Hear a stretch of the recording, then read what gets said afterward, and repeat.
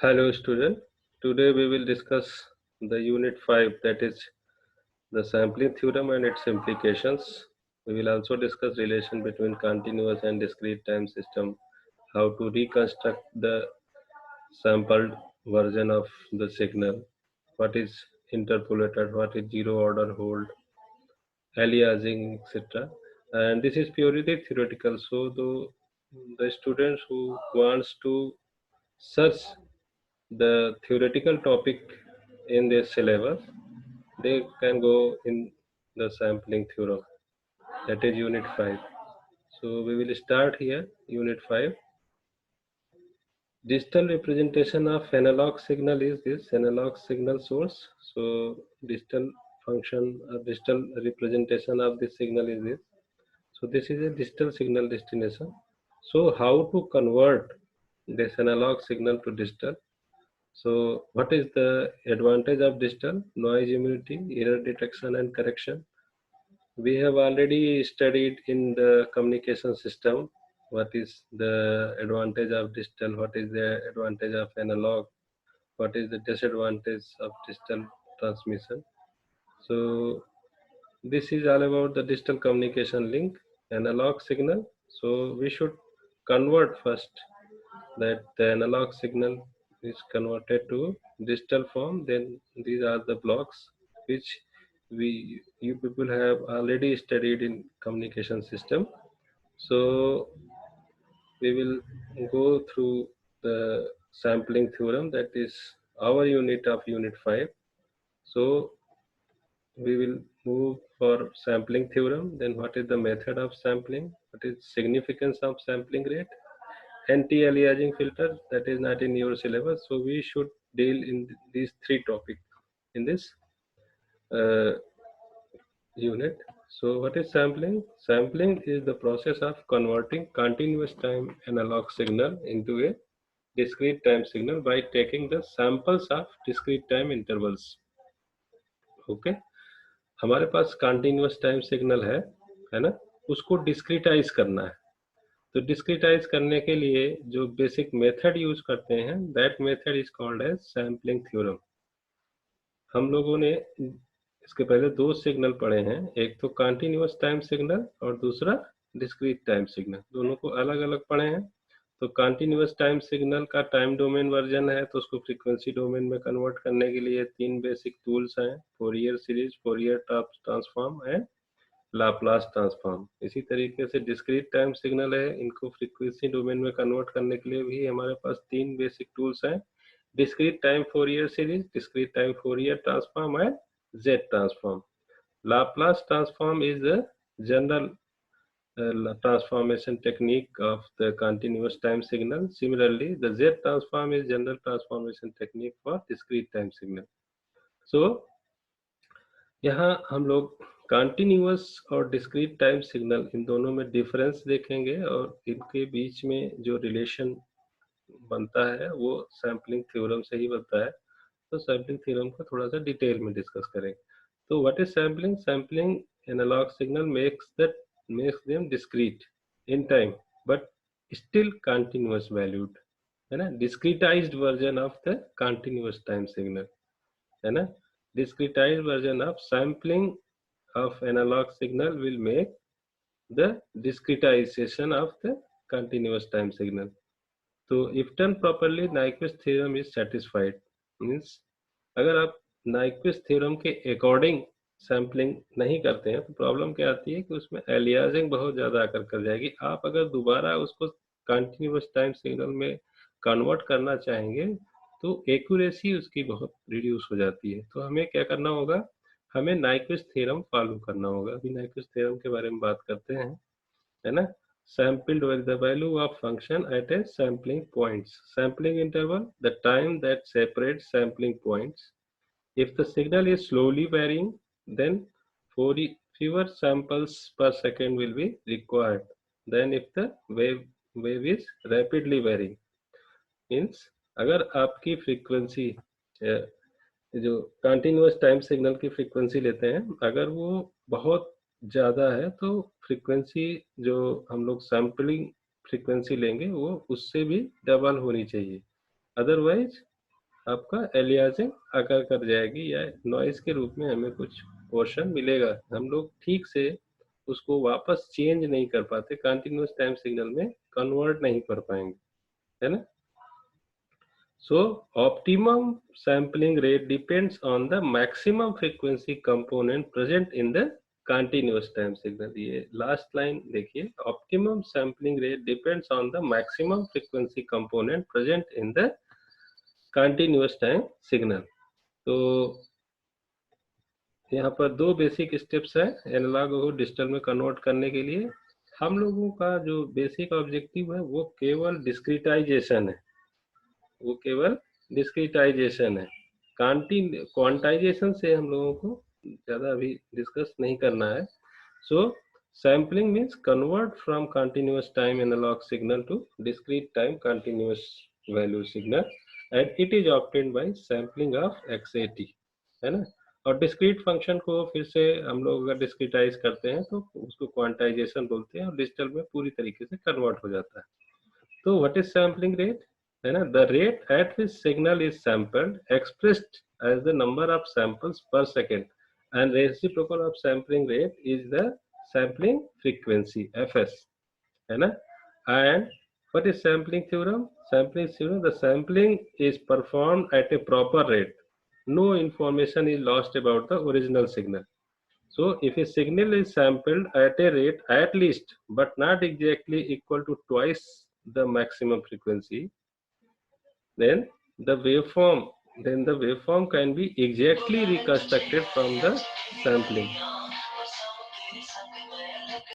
Nyquist criteria यही कहता है कि if a signal is sampled at a rate at least but not exactly equal to twice the maximum frequency, means FS, the sampling frequency must be greater than or equal to 2f max, है ना। कम से कम double होना चाहिए sampling frequency, otherwise आप पूरी तरीके से उसको रिकंस्ट्रक्ट नहीं कर पाएंगे। जो भी सिग्नल होगा उसमें से कुछ इंफॉर्मेशन लॉस्ट हो सकती है। तो ये कहलाता है आपका नाइक्विस्ट क्राइटेरिया। तो उसमें आपको नाइक्विस्ट क्राइटेरिया या नाइक्विस्ट फ्रीक्वेंसी अक्सर कर निकालने के लिए आता है।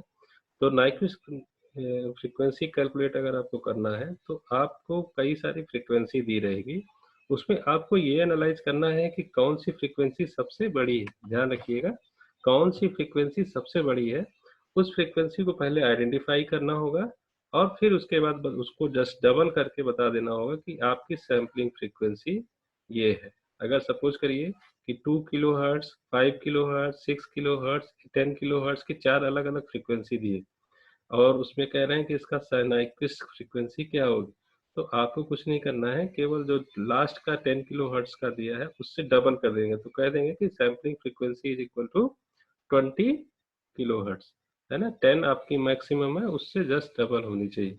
तो ये आपका कहलाता है नाइक्विस्ट क्राइटेरिया या फिर नाइक्विस्ट फ्रीक्वेंसी। तो इसके लिए बैंड पास के सिग्नल के लिए अलग दिया है, उसमें भी कोई भी फ्रीक्वेंसी बैंड पास या उस पार्टिकुलर बैंड से बाहर नहीं जाना चाहिए, तो आपका वो नाइक्विस्ट रेट हो जाएगा। उसी तरीके से बेस बैंड सिग्नल है, तो base band signal having no frequency component higher than FM may be completely recovered from the knowledge of its sample taken at a rate at least 2 FM samples per second, है ना। Just double करना है, जितनी भी frequency दे है कोई भी frequency आपकी FM से ऊपर नहीं होनी चाहिए, जो कि उसकी बैंडविड्थ है ना। बैंडविड्थ की जो मैक्सिमम फ्रीक्वेंसी है वो FM है, तो बहुत सारी फ्रीक्वेंसी जो दी है उसमें से FM से ऊपर नहीं होगी, तो जो भी फ्रीक्वेंसी है वो क्या होगी, FS must be greater than or equal to 2 FM, है ना। यहाँ दिए डिफिनेशन दी है, a base band signal having no frequency component higher than FM hertz is completely described by its sample value at uniform interval less than or equal to 1 by 2 FM second apart, ठीक है। t time equal to ts equal to 1 by 2 FM, that is the sampling interval is ts is less than or equal to 1 by 2 FM per second, है ना। So minimum sampling rate is equal to 2 FM, ये minimum होगी, इससे ऊपर होनी चाहिए। तो ये आपके कहलाती है नाइक्विस्ट सैम्पलिंग रेट, है ना। अब बात करते हैं कि हाउ टू सैंपल, है ना। सपोज करिए आपके पास कोई एक एनालॉग सिग्नल है और आपको डिस्क्रिटाइज करना है। तो जो ये डैश डैश दिया है ये आपका एनालॉग सिग्नल है, और इसी एनालॉग सिग्नल का डिस्क्रीटाइज वर्जन, जस्ट इसको अगर आप यहाँ से हटा दें, इसको जस्ट डिलीट कर देते हैं, तो जो ये सैंपल्ड मिलते हैं, है ना, डिस्क्रीट टाइम सिग्नल मिल जाएगा। ये डिस्क्रीट टाइम सिग्नल इसी कंटीन्यूअस टाइम सिग्नल का एनालॉग सॉरी डिस्क्रीट वर्जन है ना। तो ideal sampling is an impulse at ई से, मतलब इसमें हमको करना क्या है कि किसी पार्टिकुलर वन मैग्नीट्यूड का कोई सैंपल लेना है ना, जिसकी पार्टिकुलर एफएम फ्रीक्वेंसी होगी या सैम्पलिंग रेट टीएस है, और इसको इस पार्टिकुलर फ्रीक्वेंसी या इस पार्टिकुलर एनालॉग सिग्नल के साथ मल्टीप्लाई कर, मल्टीप्लाई करने पे जो भी फंक्शन बनेगा वो क्या होगा, डिस्क्रीट फंक्शन, है ना। तो ये आइडियल सैम्पलिंग कहलाती है। इसमें क्या करना है हमें, जो भी आपको एक्स ऑफ टी मिला है उसको एक्स ऑफ डेल्टा टी से मल्टीप्लाई कर देंगे, तो जो भी आपको फंक्शन मिलेगा that is multiplication or convolution of x of t and x of delta t. So x of t are sampled version of the signal xst is equal to x of t into the summation from n equal to minus infinite to infinite delta t minus nts। इसको अगर आप plot करेंगे तो देखेंगे ये plot आपको मिलेगा minus infinite से प्लस इनफाइनाइट तक का वन मैग्नीट्यूड का, और इसके बीच में जो टाइम पीरियड होगा वो ts होगा, t minus ts, t minus two ts, t minus three ts, t minus four ts। तो आपको क्या मिलेगा, जीरो से लेके इनफाइनाइट तक ts इंटरवल के बीच में एक एक मैग्नीट्यूड का इम्पल्स ट्रेन मिल जाएगी, है ना। और अगर इसी फंक्शन का हम लोग फोरियर सीरीज रिप्रेजेंटेशन करना चाहे तो ये रिप्रेजेंटेशन कर सकते हैं। और ये इस तरीके से अगर हम मेन फंक्शन देखें तो इसका जो फोरियर ट्रांसफॉर्म होगा वो कुछ इस तरीके का मिलेगा, और अगर हम उसको इम्पल्स ट्रेन से मल्टीप्लाई करके देखें तो आपको कुछ उसका जो फोरियर ट्रांसफॉर्म मिलेगा वो कुछ इस तरीके का मिलेगा, है ना। जैसे हम लोगों ने साइनोसॉइडल वेवफॉर्म का जब फोरियर ट्रांसफॉर्म कैलकुलेट किया था तो उसमें देखा था कि जो साइनोसॉइडल के बैंडविड्थ है वो बी से माइनस बी के बीच में दो इम्पल्स ट्रेन मिल रही थी। कोसाइन का देखा था तो दो बी से माइनस बी के बीच में दो इम्पल्स ट्रेन मिल रही थी। तो इसका मतलब कोई भी अगर बैंड लिमिटेड सिग्नल है तो उसकी जो बैंड है वो इसी के बीच में मिलेगी, और जब इसको हम लोग किसी इम्पल्स ट्रेन से मल्टीप्लाई करेंगे तो उस पार्टिकुलर इम्पल्स पे ये पूरा बैंड मिलता जाएगा। अब देखिए, अगर सपोज करिए ये 2b से ऊपर ना होता, अगर इसकी बैंडविड्थ 2b से ऊपर हम लोग नाइक्विस्ट न लेते तो क्या होता कि ये इसके ऊपर ओवरलैप कर जाता, तो जो इतनी इंफॉर्मेशन थी वो लॉस्ट हो सकती थी, इसलिए हम लोगों को 2b लेना पड़ता है ना। तो this is overall sampling theorem, है ना। This is the multiplication of fs and ts, and then this is 1 by fs, that is sampling interval, है ना। तो this is all about the sampling theorem। इस पोर्शन को भी हम लोग देख सकते हैं। TS is called Nyquist interval. Suppose करिए आपको एक्स ऑफ टी सिग्नल ये है, इसका फ्रीक्वेंसी डोमेन फंक्शन क्या होगा, ये होगा, है ना। साइनोसाइडल हो कोसाइनोसाइडल हो जो भी माइनस इनफाइनाइट से प्लस इनफाइनाइट तक चल रहा है वो एक पार्टिकुलर बैंड में होगा। अब जब इसका हम इस impulse train delta t minus n t summation from n equal to minus infinite to infinite, अब ये पूरी इम्पल्स ट्रेन है, देखिए जीरो डेल्टा टी हो गया, ये फिर delta t minus one, delta t minus two T S, delta t minus three T S, delta t minus four T S. Left side में जाएंगे तो डेल्टा टी ये माइनस वन हो जाएगा तो प्लस हो जाएगा, तो delta T plus T S, delta T plus two T S, delta T plus three T S, delta T plus four T S. तो ये माइनस इनफाइनाइट से प्लस इनफाइनाइट की एक इम्पल्स ट्रेन मिलेगी। ये अगर हम इससे मल्टीप्लाई करते हैं तो क्या होगा, इसका फ्रीक्वेंसी डोमेन यही है इम्पल्स फंक्शन, और अगर इन दोनों को हम लोग मल्टीप्लाई करते हैं तो टाइम डोमेन में तो कुछ इस तरीके का फंक्शन मिलेगा, मतलब ये इम्पल्स ट्रेन इस पर्टिकुलर मैग्नीट्यूड के साथ हमको ये इस तरीके से वैरी होती हुई मिलेगी, और फ्रीक्वेंसी डोमेन में देखेंगे तो कुछ इस तरीके का मिलेगा। तो फ्रीक्वेंसी डोमेन में देखिए यहाँ ये एफएम है, अगर ये एफएम की वैल्यू इस एफएम की वैल्यू इस एफएम से सपोज करिए कम होती तो क्या होता, ये सैम्पलिंग फ्रीक्वेंसी से कम होती है तो क्या होता है, ये पोर्शन यहाँ आ जाता है, ये पोर्शन यहाँ आता है। तो इसी पोर्शन को, इसी को बोलते हैं कि ये एलियासिंग अकर कर गई, एलियासिंग मिल गई, मतलब आपका सिग्नल कहीं ना कहीं लॉस हो गया है ना। तो नेचुरल सैम्पलिंग, दो तीन अलग अलग टेक्निक से हम लोग सैम्पलिंग करते हैं। तो ये नेचुरल सैम्पलिंग, नेचुरल सैम्पलिंग जो अभी हमने बात की है वही है ना। कंटिन्यूअस टाइम सिग्नल को इम्पल्स ट्रेन के साथ मल्टीप्लाई करेंगे तो ये आपकी नेचुरल सैम्पलिंग होगी। इसके अलावा दूसरा है flat top sampling. Flat top sampling में हम लोग क्या करते हैं, एक शॉर्ट विड्थ की पल्स लेते हैं और उसको आप इस पार्टिकुलर फंक्शन से मल्टीप्लाई करते हैं, ना कि इम्पल्स ट्रेन लेना, क्योंकि ये प्रैक्टिकल है। फ्लैट टॉप सैम्पलिंग या इस तरीके का इंटरपोलेशन वगैरह करना, ये आपकी प्रैक्टिकल सैम्पलिंग थ्योरम होगी, क्योंकि हम लोग इम्पल्स ट्रेन प्रैक्टिकली जनरेट नहीं करते, तो ये इसको जनरेट कर सकते हैं। तो this is the practical sampling of the continuous time signal to discrete time signal. तो ये देखिए फ्लैट टॉप सैम्पलिंग हम लोग देख सकते हैं। तो this is all about the flat top sampling और सैम्पलिंग। और अगर हम लोग रिकवरिंग ऑफ एनालॉग सिग्नल की बात करें तो low pass filter with bandwidth B, यहाँ पर हम लोग क्या कर रहे हैं कि एक बैंड पास फिल्टर ले लें, इस तरीके का बैंड पास फिल्टर। देखिए ये जो डैश डैश ब्लू कलर का दिख रहा है, ये आपका बैंड पास फिल्टर का फ्रीक्वेंसी रिस्पॉन्स है। तो अगर हम लोग इस तरह का बैंड पास फिल्टर ले लेंगे तो ये पोर्शन और इसके साथ लेफ्ट साइड का पोर्शन ये आपका पूरी तरह से रिमूव हो जाएगा। तो ये फंक्शन आपको यहाँ से इस एक्स ऑफ एस एफ जो पूरे माइनस इनफाइनाइट से प्लस इनफाइनाइट तक था, ये आपका केवल इतना पोर्शन बच जाएगा। तो ये फ्रीक्वेंसी डोमेन फंक्शन हो जाएगा और इसको हम आसानी से रिमूव कर लेंगे। तो यहाँ पर आपको कुछ पोर्शन को, नॉइस को फिल्टर के थ्रू रिमूव करना है। ये बैंड पास, सॉरी, लो पास फिल्टर पहले लिया है। लो पास फिल्टर लेने का मतलब केवल इतना पोर्शन, और बैंड पास लेने का मतलब पूरा इतना पोर्शन हम लोग रिमूव कर सकते हैं। तो दैट रिमूव करने के बाद हम लोगों को एक्चुअल आपका जो कंटिन्यूअस टाइम सिग्नल है उसको हम लोग ले सकते हैं। अब देखिए सिग्निफिकेंस क्या है। If F S is less than 2 FM, अभी हमने बात की थी, if this F S is less than 2 FM, तो क्या होगा, यहाँ देखिए ये एफ एस ये एफ एम तक है, और अगर आपका सपोज करिए ये आपका यहाँ होना चाहिए इस पोर्शन, अगर इसकी वैल्यू ये f s minus f m हो गई तो यहाँ हो जाएगा, और ये जो पोर्शन है ये आपका एलियासिंग कंपोनेंट है, और इसको आप रिमूव नहीं कर पाएंगे, या इसको दोबारा आप अगर चाहें कि रिकंस्ट्रक्ट कर लें तो रिकंस्ट्रक्ट नहीं कर पाएंगे, और रिकंस्ट्रक्ट नहीं करेंगे तो आपकी इतनी इंफॉर्मेशन लॉस हो जाएगी। ये कहलाता है आपका एलियासिंग।